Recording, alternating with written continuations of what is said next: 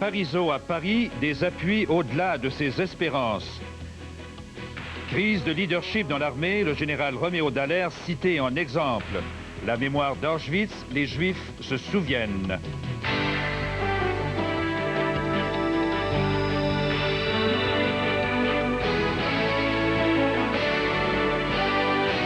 Le téléjournal avec Bernard de Rome. Bonsoir, mesdames et messieurs. Jour 3 de la visite du premier ministre Parizeau en France, il est évident que plusieurs dirigeants politiques français ont choisi d'étirer au maximum ce principe de non-ingérence et de non-indifférence qui régissait la diplomatie française dans le contentieux Canada-Québec. Aujourd'hui, le premier ministre Édouard Balladur a manifesté une sympathie bien appuyée à l'endroit des ambitions de M. Parizeau. Et le maire de Paris, lui, Jacques Chirac, a déclaré que la France devrait être l'un des premiers pays à reconnaître un Québec souverain. Et cet engagement-là s'est répercuté jusqu'au Chili. Le premier ministre chrétien a bien mal perçu ses commentaires sur une souveraineté du Québec qui est loin d'être chose faite, dit-il. Le compte-rendu de Michel Morin. Ce matin, à l'hôtel de ville de Paris, les responsables étaient pressés d'installer quelques drapeaux. Une visite de Jacques Parizeau avait été programmée au dernier moment avec Jacques Chirac. Premier ministre, quelle joie de vous recevoir et de vous accueillir ici. Voilà 2 ans que le maire de Paris refuse de rencontrer Jacques Parizeau et Lucien Bouchard. Jacques Chirac, c'est le 2e candidat dans les sondages pour les présidentielles. Et à la question, la France reconnaîtrait-elle le Québec si le oui l'emporte dans un référendum? Il n'a pas hésité à répondre franchement. Il a même employé le mot « immédiatement » et est disposé à jouer les 47 pays de la francophonie pour cette reconnaissance. Dans l'hypothèse où ce référendum serait positif, c'est-à-dire où il déciderait de la souveraineté du Québec, il nous semblait que les nations francophones, car c'est tout de même un problème qui a une dimension francophone forte, et en particulier la France, devrait être immédiatement aux côtés des Québécois et soutenir et reconnaître cette nouvelle situation. À Santiago, Jean Chrétien n'a pas prisé la déclaration du candidat Chirac. Pour lui, la question est hypothétique. Le oui sera battu au Québec, tout comme Chirac lui-même aux prochaines présidentielles. M. Chirac a répondu à une question purement hypothétique. Évidemment, vous avez dit, monsieur le journaliste, que s'il devient président, les sondages ne sont pas très bons pour Chirac non plus. Jamais dans le passé, Jacques Chirac n'était allé aussi loin. Et aujourd'hui, l'autre grand candidat à la présidentielle, Édouard Balladur, qui a de bonnes chances de devenir le prochain président de la République, n'a pas voulu être en reste. Ah, vous me donnez tout. Ah, voilà. Je vais vous laisser votre bien. chemin. Parfait. Après la signature d'accords sur la coopération et les allocutions de circonstances, Jacques Parizeau a terminé en insistant sur la raison d'être de son voyage. La reconnaissance par la France du Québec au lendemain d'un oui référendaire. Si effectivement ce pays apparaît dans les conditions démocratiques que je viens de décrire, je souhaite ardemment que le Premier ministre d'aujourd'hui recommande au président de demain d'aborder avec sympathie le nouveau pays qui apparaîtra. Merci. À la question, la France devrait-elle reconnaître le Québec immédiatement après un oui? Édouard Balladur a répondu par un oui implicite. Le Premier ministre, M. Parizeau, vient de faire des recommandations. Je ne doute pas qu'elles seront suivies. Jacques Parizeau s'est aussi entretenu et a dîné avec le président Mitterrand, plutôt favorable au maintien de l'unité canadienne. Mais il n'y a pas de doute que les candidats les plus susceptibles d'occuper le fauteuil du prochain président de la République ont aujourd'hui dit des choses qu'ils n'avaient jamais dites avant. Ici Michel Morin, à Paris. Pour le moment, l'Assemblée nationale a repris ses travaux à Québec d'entrée de jeu, un débat très émotif sur l'instauration d'une liste électorale informatisée.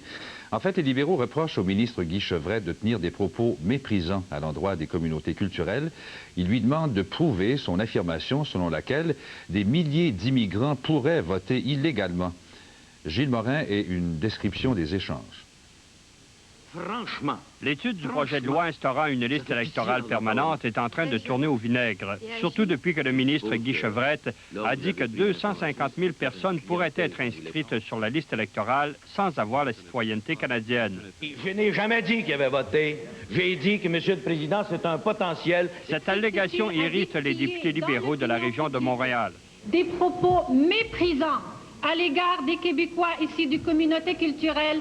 Les libéraux soulignent qu'ils ne connaissent qu'un cas de voteur illégal, celui de l'ex-ministre péquiste Marie Malavoie. Ils n'acceptent pas que tous les nouveaux arrivants soient placés dans le même bateau. En associant les 250 000 Québécois des communautés culturelles au cas de Marie Malavoie, ils les insultent davantage. Les péquistes, de leur côté, n'aiment pas être piqués avec l'affaire Malavoie. Aussi, la réplique du ministre fut plutôt cinglante. En s'acharnant contre Marie Malavoie, en cette Chambre, mais de jamais dire en dehors de la Chambre ce qu'il a à dire, c'est un lâche, Monsieur le Président. Toute cette histoire tourne autour du fait que le recensement des électeurs fait de porte-à-porte n'est pas très rigoureux. Tout en le déplorant, le directeur général des élections admet que le système actuel puisse permettre que des personnes qui n'ont pas la citoyenneté canadienne soient inscrites sur la liste électorale. Oui, c'est possible. C'est certainement possible. De là à dire qu'il y en a X, le nombre X, c'est une autre question. L'allégation voulant que les 250 000 personnes qui pourraient se retrouver illégalement sur la liste électorale proviennent des communautés culturelles fournit une arme de plus aux libéraux pour s'opposer à la liste informatisée. Mais les péquistes y tiennent, d'autant plus que si ce nombre était confirmé un jour, surtout avant le référendum, plus de 5 % de l'ensemble des électeurs seraient en cause. Gilles Morin, à Québec. Quant aux 3 grandes centrales syndicales du Québec, elles ont l'intention de bien marquer leur présence lors des audiences des commissions régionales sur l'avenir du Québec.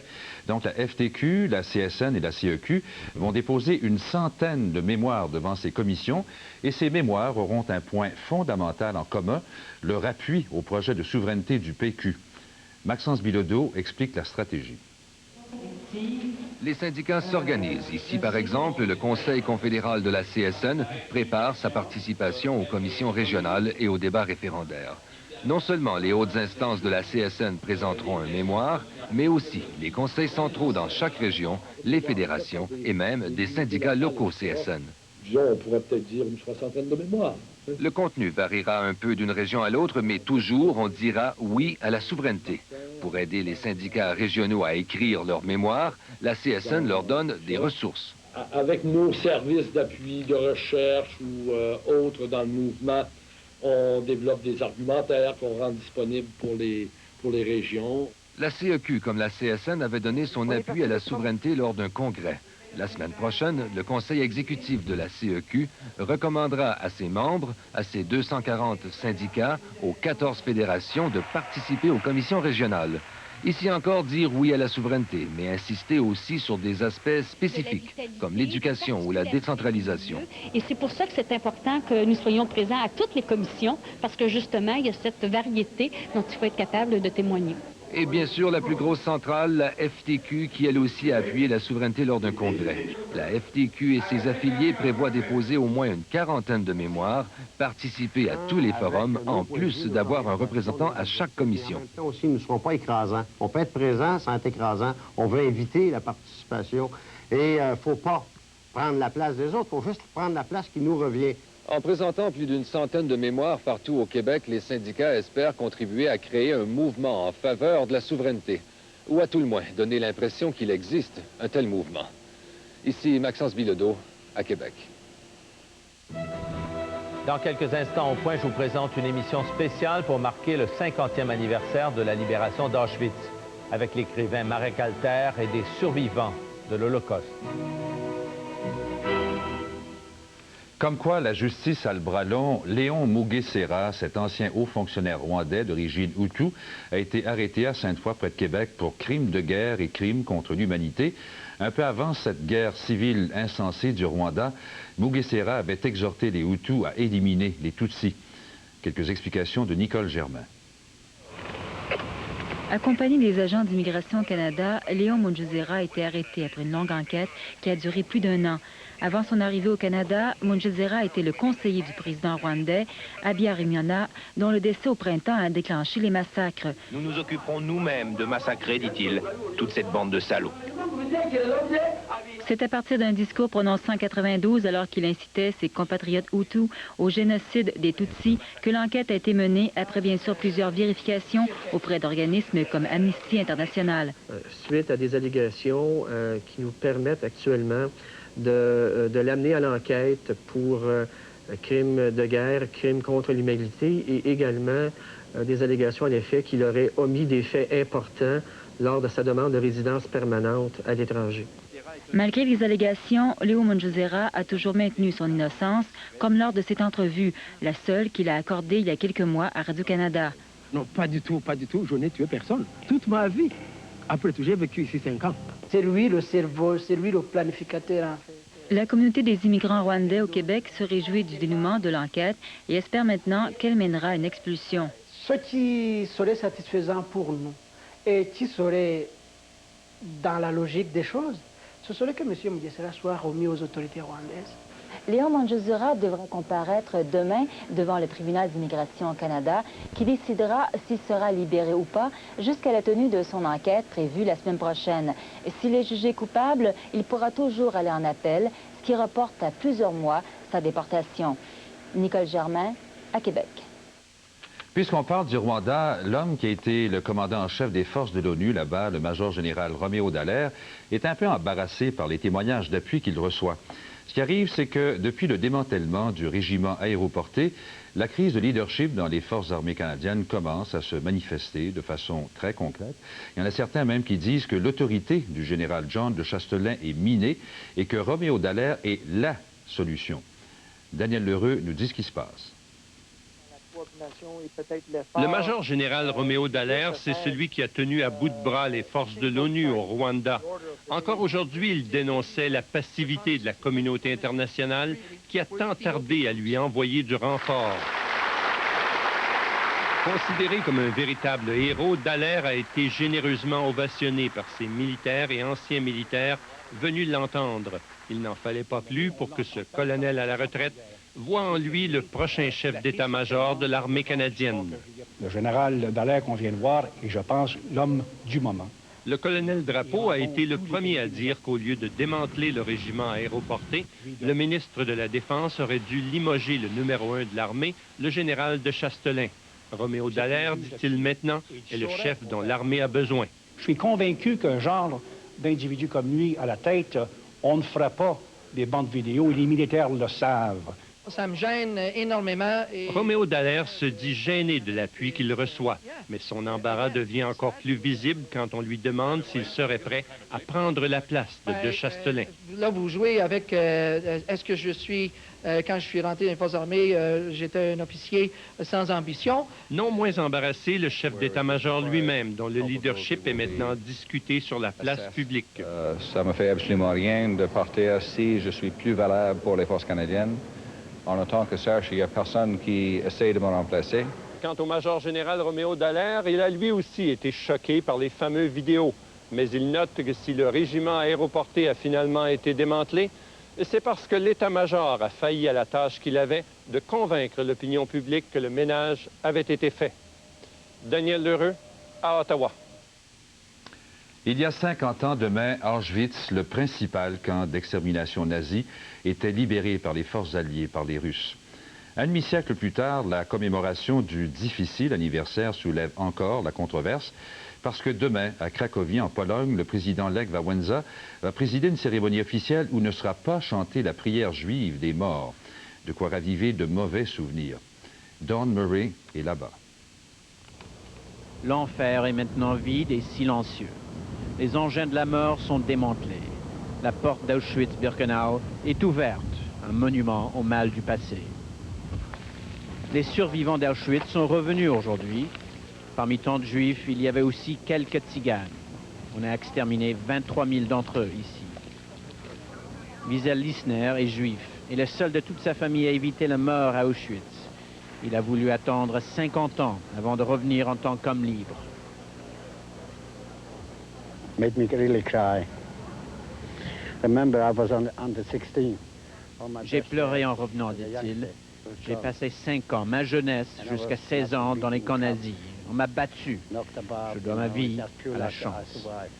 Les décombres d'un crime et d'une tragédie sans mesure continuent à provoquer, même 50 ans après, une controverse politique en Pologne et entre la Pologne et les Juifs.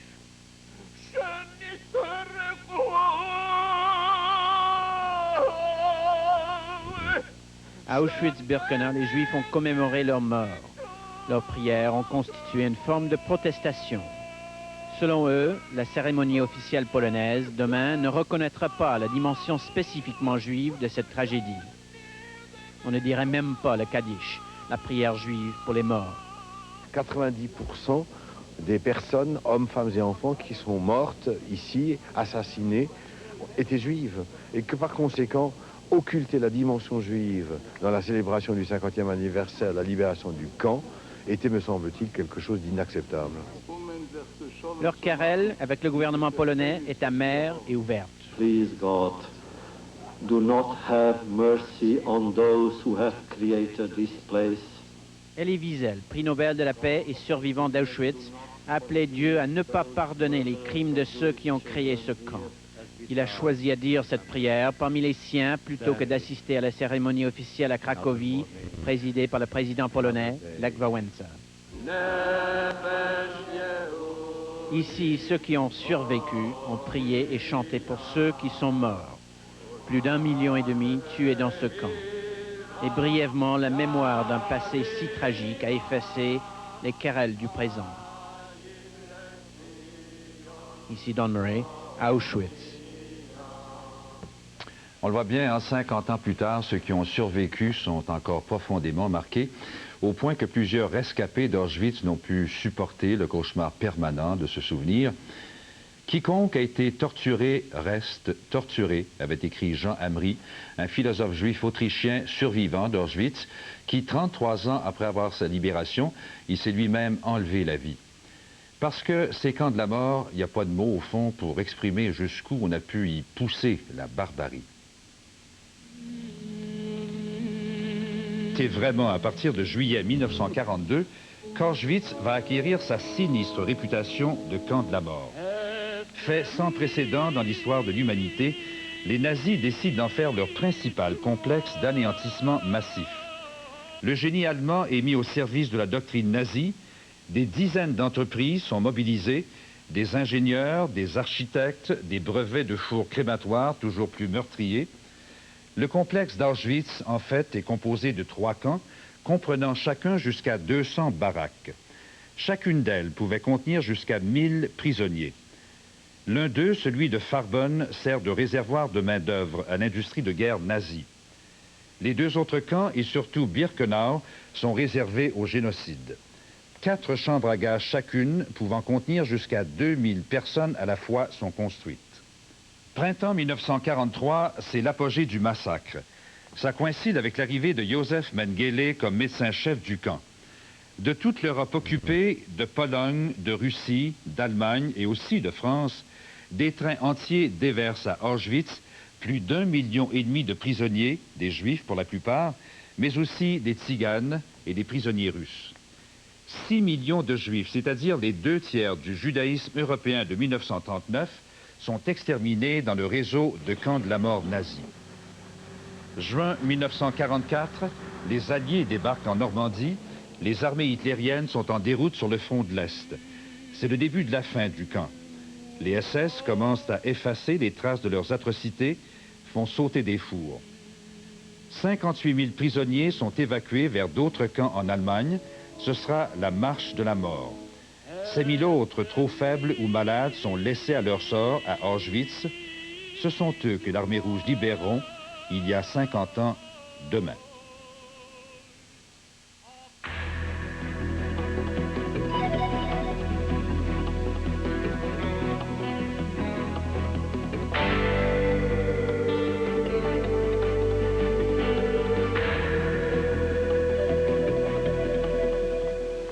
Le transport en commun de la région de Québec, après 3 mois de grève et la menace d'une loi spéciale, devrait revenir à la normale la semaine prochaine. En tout cas, il appartiendra aux chauffeurs d'autobus de ratifier l'entente conclue aujourd'hui entre leur syndicat CSN et la STCUQ. Depuis le 29 octobre, le service de transport en commun n'est assuré qu'aux heures de pointe. Les chauffeurs se prononceront demain soir et s'ils refusent, il y aura loi spéciale de l'Assemblée nationale. Le gros lot d'hier soir de 19 millions du loto 649 se divise en 3 tranches de 6 333 333 $. En tout et partout, 31 gagnants et surtout des gagnantes. D'abord, 28 employés d'une fabrique de chaussures de Richemont en Estrie encaissent 226 000 $ chacun. Ensuite, l'autre tranche de 6 333 000 va à part égale à 2 sœurs, Angèle et Lucie Boissonneau, qui résident en banlieue de Montréal. Et puis enfin, une mère de famille de 41 ans de Vanier, près d'Ottawa, Lynn Prudhomme, est allée ramasser à Toronto la 3e tranche intacte, celle-là d'un peu plus de 6 millions de beaux huards bien portants, sans impôts. Bravo! Nous nous arrêtons à cette décision unanime de la Cour suprême qui va plus loin que par le passé, c'est-à-dire que les tenanciers de bars et de restaurants qui ne font rien pour empêcher un client ivre de prendre le volant pourront non seulement être tenus responsables des actes du dit client, mais aussi responsables de toute autre personne impliquée dans un accident automobile. Qu'est-ce que ça signifie, ça, concrètement? L'explication, Joyce Napier. Depuis 20 ans, la Cour suprême du Canada a établi que les tenanciers de bars ou de restaurants sont responsables des clients qui consomment trop d'alcool et qui prennent le volant. Si le client se blesse, il peut donc intenter des poursuites contre l'établissement où il s'est grisé. Mais aujourd'hui, la Cour suprême est allée plus loin encore. Dans un jugement unanime, 7 juges du plus haut tribunal du pays ont fait valoir que la responsabilité des tenanciers s'étend aux victimes de leurs clients ivres. Si le client ivre blesse quelqu'un, la victime peut poursuivre et le conducteur et l'établissement où il a levé le coude. On est ici pour vendre un produit. Si les gens ne sont pas responsables, je ne crois pas que c'est à la restauration de faire la police. L'établissement n'est pas responsable simplement parce que quelqu'un s'est blessé. Okay? L'établissement est responsable si elle manque à son obligation. C'est une femme d'Edmonton, Jillian Stewart, qui s'est adressée à la Cour suprême. En 1985, un accident de voiture l'a laissé tétraplégique. L'homme qui conduisait l'automobile était ivre. Elle l'a poursuivi en dommages ainsi que le bar où ils avaient tous passé la soirée à boire et à manger. La Cour suprême a conclu que dans ce cas, l'établissement ne peut pas être tenu responsable puisque la victime qui était de la fête ce soir-là, elle, était sobre. Et les tenanciers, eux, avaient tout lieu de croire que Mme Stewart s'installerait derrière le volant. Le bar s'est donc acquitté de son obligation de protéger ses clients. L'ironie, c'est que Madame crée un précédent qui va ouvrir la porte à plusieurs personnes, mais qui ne lui a pas ouvert la porte à elle. Les tenanciers des bars et des restaurants à travers le pays auront beau être plus vigilants, ils peuvent désormais s'attendre à faire l'objet d'un plus grand nombre de poursuites en dommages. Ce n'est qu'au Québec que les tenanciers pourront dormir sur leurs 2 oreilles, puisque le régime de responsabilité sans égard à la faute les protège contre ce genre de poursuites. Joyce Napier, à Ottawa. Pour finir, un dernier mot sur Auschwitz. C'est un de ces survivants, Elie Wiesel, qu'on a vu tout à l'heure, prix Nobel de la paix, et qui disait ne pas encore comprendre comment des hommes ont pu faire ça à d'autres hommes. La question se pose aujourd'hui, après le Cambodge, après le Rwanda. Qu'a-t-on appris d'Auschwitz? Eh bien, je vous laisse sur ces images, un peu comme si ceux qui sont passés par là nous posaient la question. Bonsoir.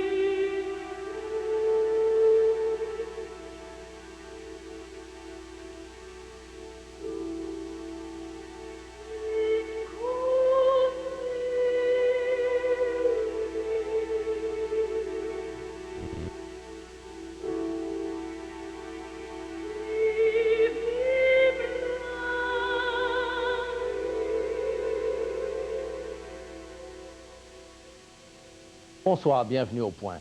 Demain, à Varsovie, des cérémonies marqueront le 50e anniversaire de la libération d'Auschwitz par les Soviétiques. L'anniversaire d'un événement heureux, mais qui avait fait découvrir à l'époque à l'humanité jusqu'à quel point elle pouvait s'enfoncer dans l'horreur.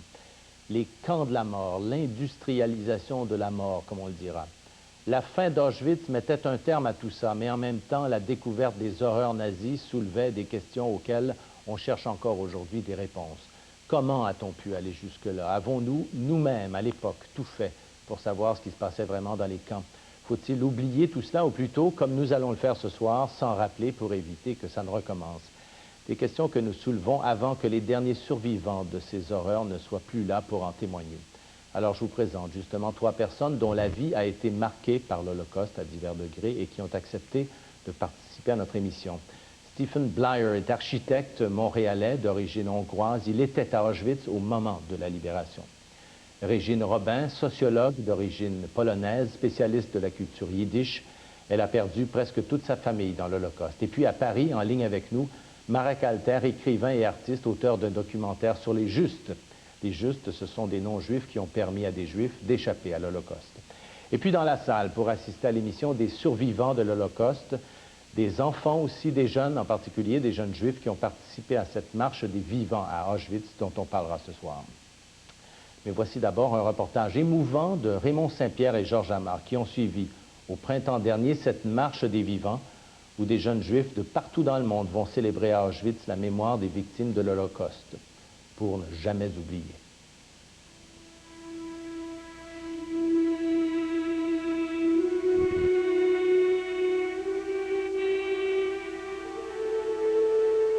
Au-dessus de l'entrée du camp de Auschwitz I, on peut toujours lire « Arbeit macht frei ».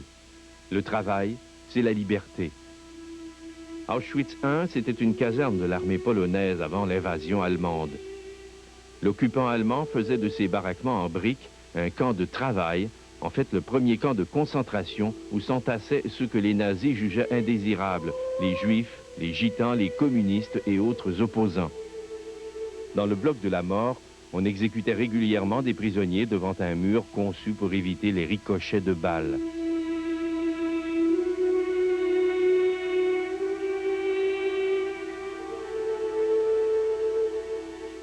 Juste à côté se trouvait la clinique où le docteur Mengele procédait à ses expériences sur des êtres humains. Il en avait fait barricader les fenêtres pour éviter que ses cobayes ne voient les exécutions.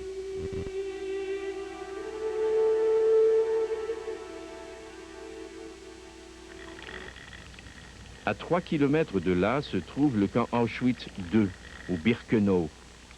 Là, les conditions de vie étaient beaucoup plus difficiles. Les détenus étaient entassés dans des hangars à chevaux, érigés sur un terrain marécageux. À partir de 1942, c'était le camp où on faisait le tri des convois de juifs qui arrivaient par train. Ceux qui pouvaient travailler étaient gardés en vie. Les autres, femmes, enfants, vieillards et malades, étaient immédiatement gazés.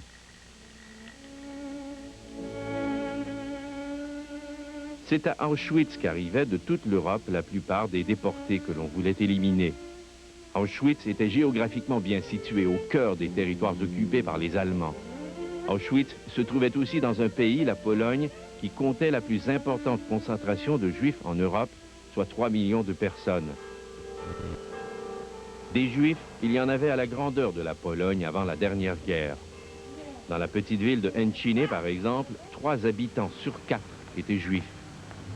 Les vieux qui restent s'en souviennent. Tous les commerces dans la place du marché, c'était des commerces juifs, sauf un seul.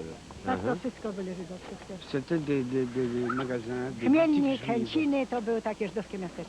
Mielnik, Henchine, oui, c'était des villes typiquement, des petites villes bourgades typiquement juives. Et en quelle année ils sont partis, les Juifs? A kiedy oni wyjechali, kiedy ich zabrano stąd? No zaraz na początku wojny. Tout de suite au début de la guerre, ils ont dû être évacués. Et lorsque les vieux ne pouvaient pas aller à pied vers la gare, alors les Allemands les fusillaient. Comment la population a réagi quand les Allemands sont venus chercher les Juifs? Comment la population... Polacy zareagowali. Co mówili, jak Niemcy zaczęli wybierać Żydów i Ils n'avaient rien à dire. Les Allemands étaient armés et les Polonais n'avaient pas d'armes, donc ils n'avaient rien à dire. Non. Des gens de Encine étaient parvenus à cacher une juive pendant la guerre. 4 jours seulement avant le départ des occupants allemands, un mouchard la dénonçait et elle était emmenée. Elle a fait un signe de main. Les gendarmes l'ont prise. Elle a fait seulement un signe de main pour dire au revoir. Elle n'est plus revenue. 4 jours avant la libération. 4 jours avant la libération. Il y avait une importante présence juive en Pologne dès le Xe siècle. Avec l'arrivée des communistes après la guerre, l'antisémitisme en Pologne, tout comme l'existence de goulags, sont devenus des sujets tabous. Le drame juif qui a eu lieu sur notre terre, sur la terre de la Pologne, était d'une certaine façon en dehors de l'intérêt vrai. Bronisław Geremek est à l'image du renouveau démocratique en Pologne. Ancien bras droit de Lech Wałęsa, il est à la tête d'un parti politique, l'Union démocratique. Il dirige la commission des affaires étrangères du Parlement et il est un historien qui s'est spécialisé dans l'étude de cette présence juive. Ils sont plus là. Il y a des traces, il y a des monuments. Et il y a une présence juive dans la culture polonaise. La culture, c'est l'expression artistique, littéraire. Dans cette expression, les Juifs existent. Mais l'histoire polonaise ne sera jamais comme elle l'était avant. Sans ce peuple, les traces, ce sont des cimetières, ce sont les temples juifs qui sont devenus maintenant des salles ou des musées. Mais dans la culture polonaise, la présence juive est très enracinée. Et maintenant, le vide est quand même assez interpelle. C'est un vide qui interpelle. Énorme, mais c'est aussi irréparable.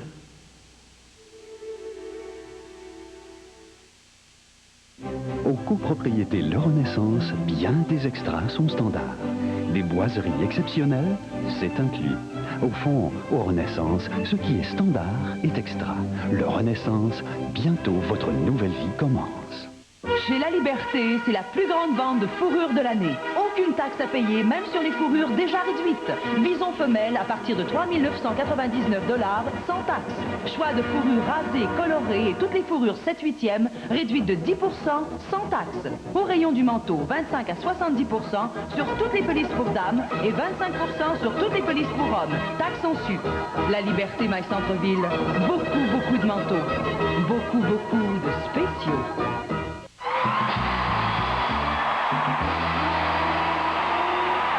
Vous voulez assister à la grande première la plus courue en ville? Lumière! Venez voir la nouvelle Sunfire 4 portes 1995 chez votre concessionnaire Pontiac Buick. Moteur de 120 chevaux, frein anti-blocage, siège arrière rabattable et plus pour seulement 13 895 $. Toute une performance. Mais réservez vite vos sièges avant qu'il n'en reste plus. La nouvelle Pontiac Sunfire, seulement chez votre concessionnaire Pontiac Buick GMC. Personne ne vous en offre autant. Matelas Dauphin présente l'annuel, la vente que vous attendiez et qui arrive à point. Profitez de 15 à 50% de rabais sur toute la marchandise en magasin et redécouvrez le plaisir de dormir sur des matelas de grande qualité fabriqués ici même par Matelas Dauphin. Offrez-vous le luxe du vrai repos grâce à notre gamme de produits, matelas, lits et accessoires de votre choix. Ne passez pas à côté de l'annuel de Matelas Dauphin et souvenez-vous, avec la force du fabricant, vous en avez vraiment pour votre argent.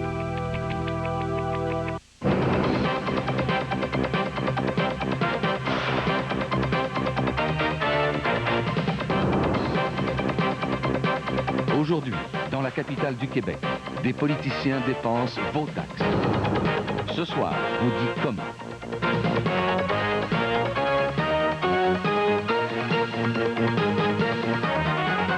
Vos nouvelles de la capitale, au Ce Soir, 18h, avec Jean Martin. Bon début de soirée.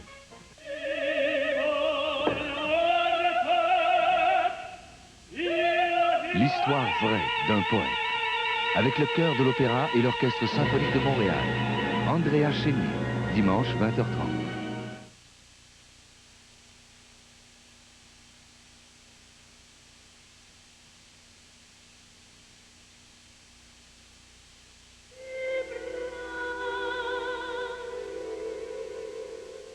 Tous les 2 ans, depuis 1988, des jeunes juifs viennent du monde entier pour visiter les vestiges de la vie et de la tragédie juive en Pologne. Nous y avons rejoint un groupe de jeunes Montréalais. À Encine, ils ont retrouvé une synagogue qui datait de 1638. Elle est devenue un gymnase et un centre de loisirs. This is the center of the Jewish people here, of those 3,100 people who lived here. Au-dessus de la porte d'entrée, ils pouvaient lire en hébreu que cet endroit est impressionnant. En fait, c'est la maison de Dieu et la porte du paradis. Derrière la porte, on retrouve l'horaire du club Paradiso. Cet homme se disait content de voir ces jeunes juifs. Il se souvenait de l'époque où il y avait ici des juifs. Il a assisté à plusieurs mariages où on jouait du violon.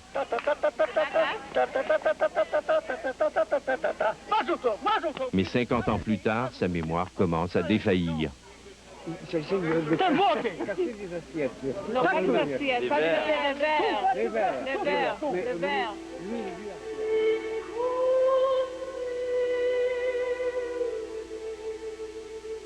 Il y avait 64 000 juifs à Cracovie en 1938. Aujourd'hui, il en reste un peu plus de 200. Pendant leur deuxième journée de visite, les jeunes se rendent dans l'ancien ghetto juif de la ville, où on retrouve entre autres de vieilles écoles. Soudain apparaît dans la foule un des rares survivants de l'époque, un vieillard qui avait pris le maquis au moment des rafles contre les juifs. Il est président de la communauté juive et nous fait visiter une des rares synagogues qui reste encore à Cracovie. Est-ce qu'il sent encore qu'il y a de l'antisémitisme? Est-ce qu'il y a encore du racisme ici? Il n'y a pas d'antisémitisme parce qu'il n'y a pas de juifs.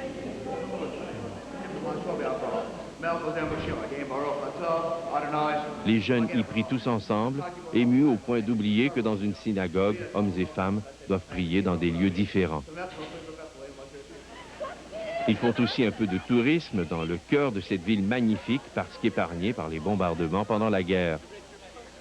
Dans un bazar pour touristes, ils sont offensés par des statuettes représentant des juifs avec de longs nez, avides d'argent.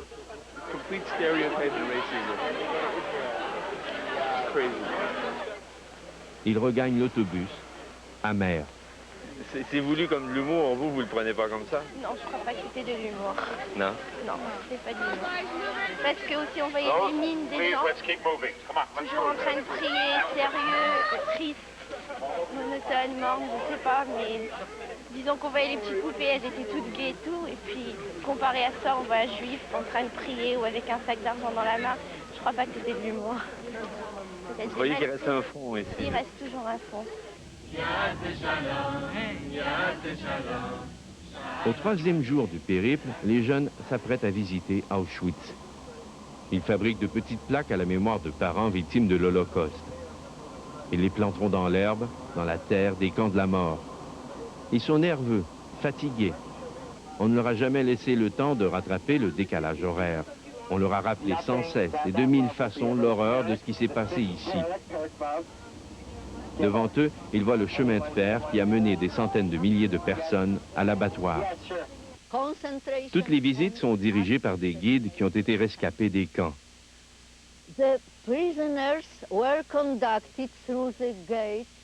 Les prisonniers entraient par cette porte surmontée d'une inscription très cynique en allemand qui signifie « Le travail rend libre ».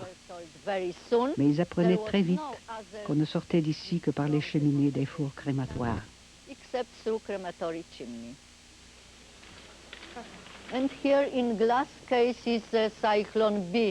Derrière ces vitres, voici des contenants de Zyklon B, des pastilles de gaz très toxiques qui tuaient en 15 à 20 minutes.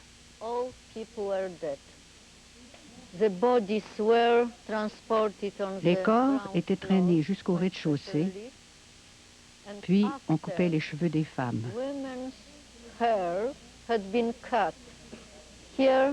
Voici 2 tonnes de ces cheveux. Les analyses ont prouvé qu'ils contenaient du Zyklon B.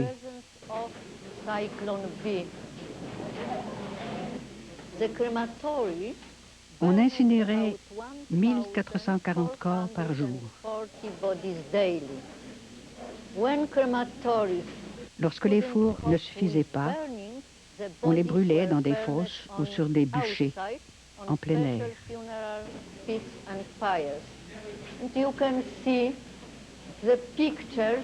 Vous pouvez voir la photo plus loin.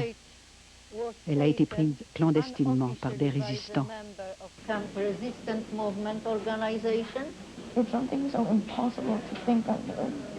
People could be treated like, I don't even know words, but I don't know what they were treated like. Here you can see. Voici des valises de gens provenant d'autres villes d'Europe. Theresienstadt, from other towns in Europe. You've seen Lumen several times. It's a very common Polish name. My name is Judy. There's a Jana Newman on one of those suitcases. And when I came in here and I looked and saw my name, it's like I was looking at my own destiny had I been here 40 years before. And here some Ici, children. Des chaussures d'enfants. Dans la pièce voisine, des chaussures d'adultes. Il y en a environ 40 000 paires.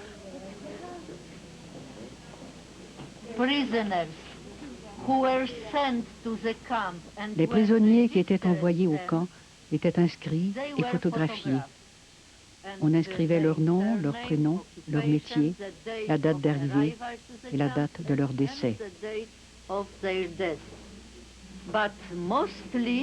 On photographiait tous les prisonniers d'origine aryenne, pas les juifs ni les prisonniers de guerre soviétique.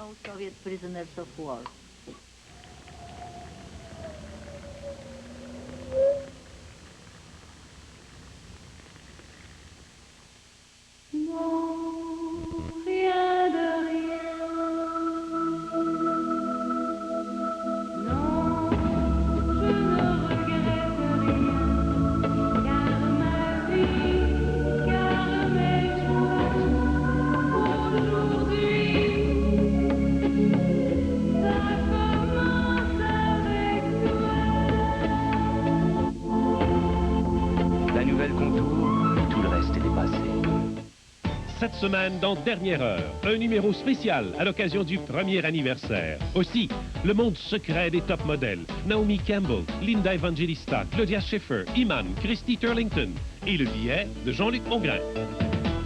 Si vous avez un prêt hypothécaire à la Caisse des Jardins, vous pourriez avoir une grosse surprise.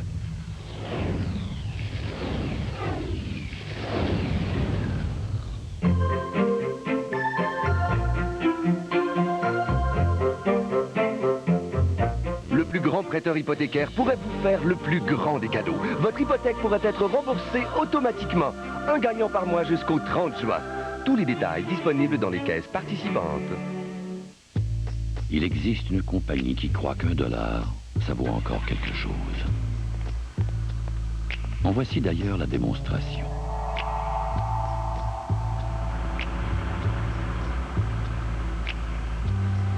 Ce genre de qualité peut sembler normal sur des voitures hors de prix, mais cette compagnie trouve normal que ses véhicules les moins chers offrent la même qualité. La compagnie General Motors. Cette semaine, dans Dernière Heure, un numéro spécial à l'occasion du premier anniversaire. Aussi, le monde secret des top modèles. Naomi Campbell, Linda Evangelista, Claudia Schiffer, Iman, Christy Turlington et le billet de Jean-Luc Mongrain. L'Antarctique, le froid intense, la vie étonnante. Cette semaine, à Découverte, nous suivrons la folle épopée de la conquête du pôle Sud. Et nous verrons comment les équipes de tournage ont capté les images de ce document inoubliable, tourné à la fois sur la terre ferme et sous la glace. L'Antarctique, dimanche 18h10 à Découverte.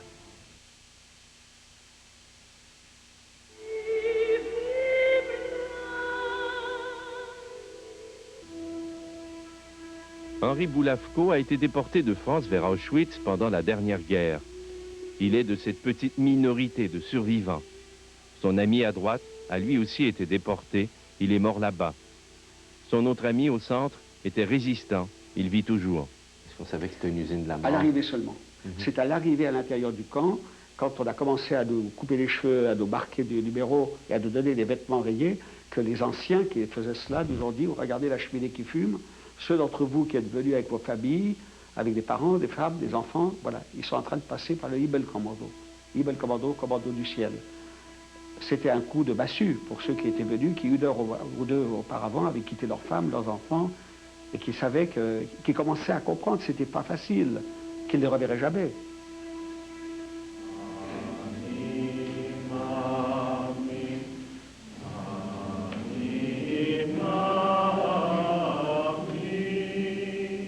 Cinquante ans plus tard, à l'invitation d'Israël, 6000 jeunes juifs du monde entier venaient participer à la marche des vivants. Ils marchaient le long du chemin de fer qui menait les déportés dans le camp. Ils s'arrêtaient là où avait lieu le tri des prisonniers, là où ils étaient condamnés à mort ou aux travaux forcés. En marchant, on ne marchait pas sur de la boue, on ne marchait pas sur des pierres, on ne marchait pas sur du gazon, on marchait sur du sang, on marchait sur des os. Qu'est-ce que vous avez senti alors? C'était de la rage? La rage et de la confusion. Ah oui? De la rage parce que savoir qu'on accepte quelque chose comme ça, que des gens peuvent accepter de faire des choses aussi atroces, et de la confusion. En fait, pourquoi est-ce que des gens veulent faire quelque chose comme ça? Il n'y avait aucun crime. Le seul crime, c'était d'être juif ou d'être, je sais pas juste des juifs, parce qu'il y a d'autres personnes qui sont mortes. Il y a eu les gypsies, il y a eu les homosexuels, il y a eu beaucoup d'autres personnes qui ont essayé d'aider les juifs. Et puis, je sais pas, j'ai senti un sentiment. La vérité, c'est dur à expliquer le sentiment. Il fallait être là pour le sentir. Est-ce qu'en venant ici, on comprend mieux? Parce que vu de l'Amérique, on se demande pourquoi cet acharnement contre les Juifs, par exemple, entre autres. Bon, pourquoi? Est-ce qu'on comprend mieux en mettant les pieds ici? Non, je ne comprends pas encore. On croyait que peut-être en venant sur le voyage, on allait peut-être comprendre un peu pourquoi ces gens ont pu commettre un tel acte. Mais en venant ici, on comprend moins. Des enfants, qu'est-ce que des enfants ont pu faire à ces personnes? Ils sont innocents. Et même, ils ont tué plus d'1 million d'enfants. Après avoir vu ce que vous avez vu, c'est l'impression que ça peut arriver encore. Oui. Maintenant, on a l'État d'Israël, alors si jamais il y a un problème, on a l'État d'Israël qui va être là pour nous. Pour Israël, qui organise cette marche des vivants, il est important que les jeunes repartent convaincus que l'existence même d'une patrie juive au Proche-Orient pourra prévenir un deuxième holocauste, qu'Israël peut seul éviter que l'histoire se répète.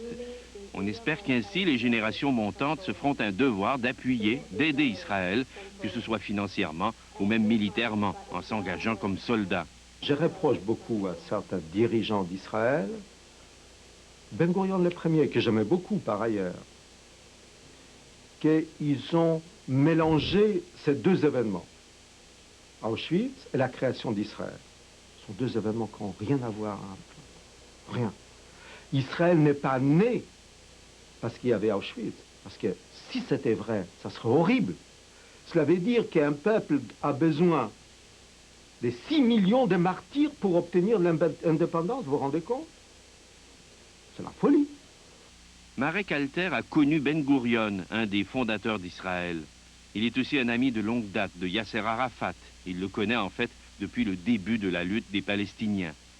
Il est un de ces intellectuels qui se sont engagés dans plusieurs causes, comme la guerre en Afghanistan, la guerre civile au Liban, ou encore le drame de la Bosnie. Pour des raisons politiques, économiques, on a mélangé les deux, et je pense que c'était une mauvaise action. Parce qu'aujourd'hui, même certains amis palestiniens qui disent « nous ne sommes pas responsables pour les morts juifs, donc nous n'avons pas à respecter, accepter Israël. » Mais c'est une absurdité. Parce que si c'était vrai, j'aurais pu leur dire, quand vous aurez donné 6 millions de morts, vous aurez aussi Israël. Ça ne se passe pas comme ça. Marek Alter est juif. Il est né à Varsovie. C'est un rescapé du ghetto de Varsovie où 480 000 juifs ont été éliminés. Mais c'est la première fois qu'un gouvernement, qu'un pouvoir politique et militaire décide la liquidation consciente, scientifique d'un peuple. Cela veut dire qu'un juif même s'il voulait devenir nazi. Il ne pouvait pas. Il était condamné avant même sa naissance. Ça n'a jamais existé. On massacrait les gens, même pas dans les croisades. On massacrait les juifs, on les obligeait à se convertir. Oui, c'est vrai. Mais là, il n'y avait pas de conversion possible. Dans les ghettos de Varsovie, je me souviens, il y avait 2 églises, toujours pleines de fidèles dans les ghettos. Donc il y avait des catholiques, des juifs, 3e génération de convertis. Mais pour les nazis, ils étaient toujours juifs. Et ils portaient des étoiles jaunes. Il y avait des curés qui disaient la messe et qui étaient tous condamnés à mort parce que leurs arrière-parents étaient juifs. Donc là, ça n'a jamais existé. Ça n'a rien à voir avec Israël. Rien à voir. À 2 pas de là, on retrouve les ruines des chambres à gaz et fours crématoires dynamités par les SS allemands au moment d'abandonner le camp en janvier 1945. Ils voulaient faire disparaître toute trace de cette usine à tuer et à disposer des corps. C'est un pharmacien français, Jean-Claude Pressac, qui a poussé le plus loin l'étude de cette usine de mort qui en a démonté la mécanique. Ironie du sort, Pressac était un de ceux qui niaient l'Holocauste. C'est en allant de l'avant dans ses recherches qu'il a changé d'idée. Profitant de la chute du communisme, il s'est rendu à Moscou et a mis la main sur 80 000 documents saisis par les Russes quand ils ont pris Auschwitz. Il a pu décrire froidement les problèmes qu'affrontaient les Allemands qui tentaient de se débarrasser de milliers de personnes par jour. On connaissait bien la technique du gazage qu'on utilisait déjà pour éliminer les poux. Le problème, c'était la crémation. Le problème n'est jamais venu du gazage. Le problème est venu de l'incinération. C'est ça qui était le plus compliqué à résoudre. Et là, il leur fallait des spécialistes. Mais entre enlever les poux, ou tuer les poux, puis tuer des gens, il y a quand même toute une nuance. La transition était facile. Mais c'est la même concentration qu'on utilise. C'est simplement la durée plus faible pour l'homme. Enfin, non, bien sûr, il faut beaucoup moins pour l'homme, mais ils ont utilisé les mêmes concentrations pour les poux, et 5 minutes suffisaient, alors que pour les poux, il faut au moins 1 heure, je vous signale. C'est tout. Mais c'est très simple, avec une bonne ventilation, ça marchait bien. Le gazage n'a jamais été problème. Je vous dis, c'est l'incinération.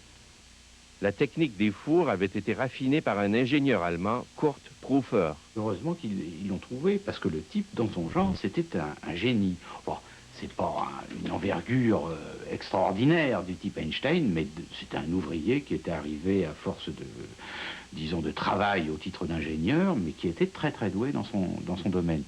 Le dernier jour du voyage en Pologne devait être encore plus difficile. Les jeunes visitaient un autre camp à l'est de la Pologne, celui de Majdanek. Ici, le camp est resté presque intact.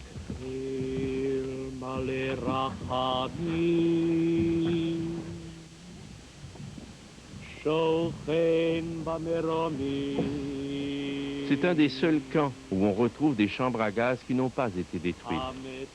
La morgue